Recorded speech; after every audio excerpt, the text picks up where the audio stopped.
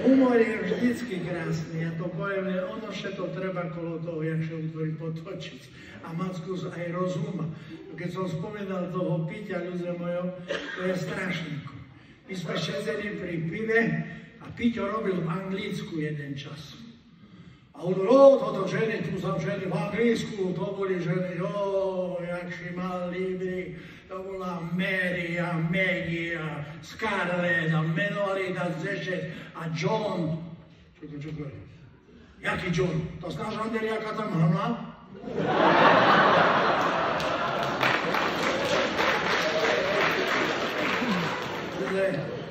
Za humorom netreba odsekať, ale ja furt hutorím, že najkrajšia vec humoru sú, a z toho vždycky aj ja Lučinky vám ešte hutory zahrajú mojo kolegové s rozprávkami. Ja milujem rozprávky. Ja som ich miloval v detstve a milujem ich aj dneška.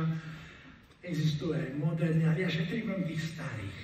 Co poviece o Popoluške. Pamätám. Jaj, Popoluška žila v takom hustom lese. Už bola stará, bráskavá.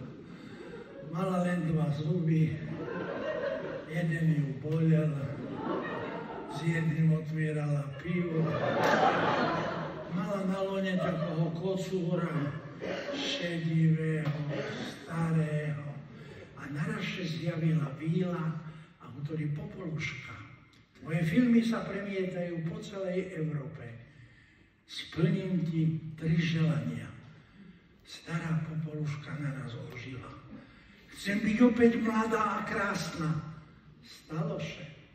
Chcem byť opäť bohatá. Stalo sa. A s kozúrami urob krásneho princa. Stalo sa. Popoluška šťastná chodila, tancovala, výskavala a princ stál smutný. A ty, môj princ, ty si prečo taký smutný? Vidíš. Prečo si mi dala vylaškovať?